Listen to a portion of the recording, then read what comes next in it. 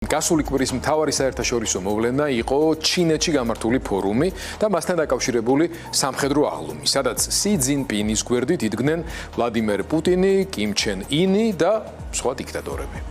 ეს სცენა უბრალოდ პროტოკოლური ღონისძიება არ ყოფილა.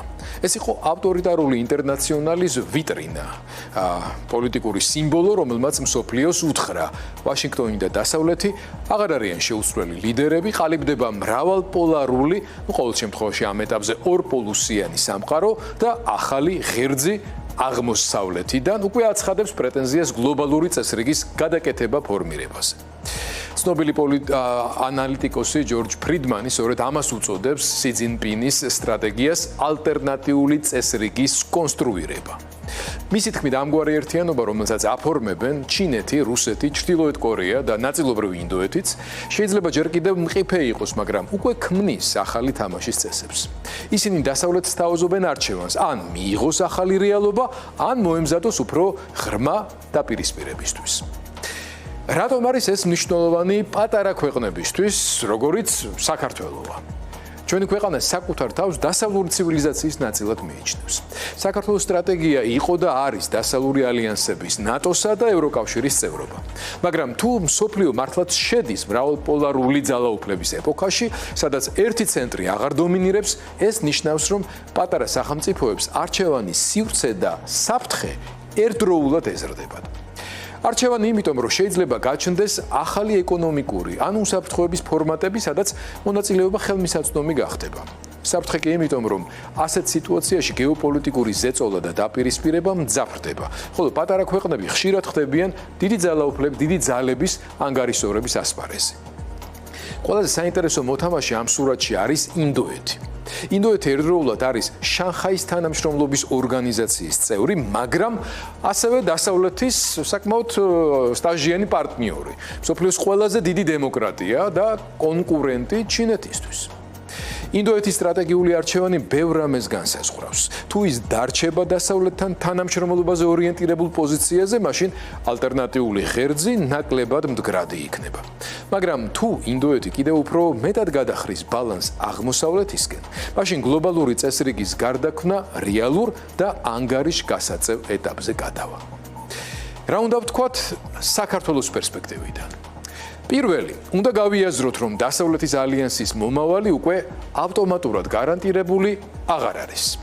ამერიკასა და ევროპაში რუსეთისგან მომავალი საფრთხეებისა თუ გეოპოლიტიკური გამოწვევების გამო იზრდება კონსოლიდირების ხარისხი, თუმცა მატულობს დაღლილობა გაფართოების იდეების მიმართ, ჩნდება შიდა პრობლემები და უთანხმოებები.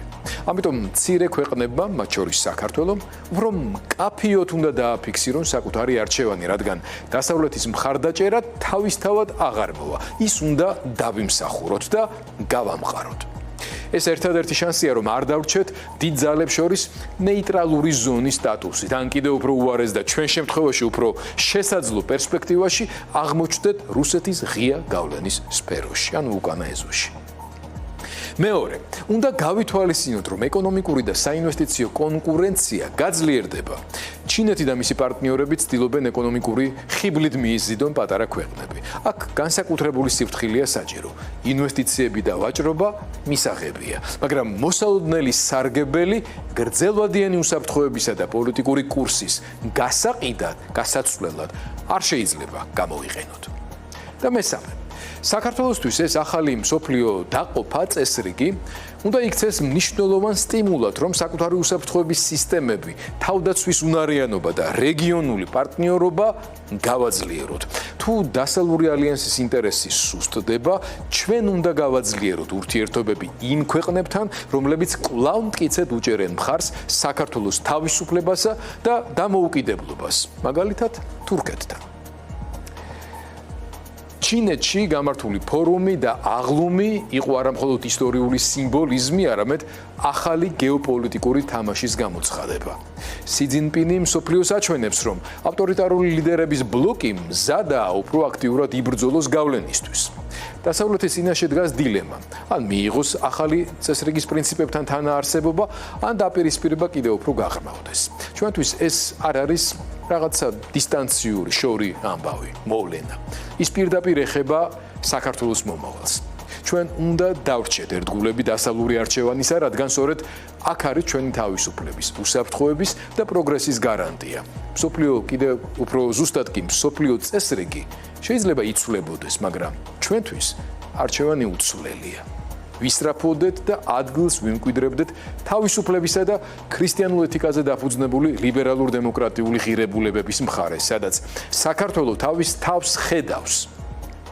ანუ ფრიდმანისეული ალტერნატიული წესრიგი ის მოცემულობაა, რომელზეც ჩვენი ცივილიზაციური არჩევანის საწინააღმდეგო ბანაკი შენდება.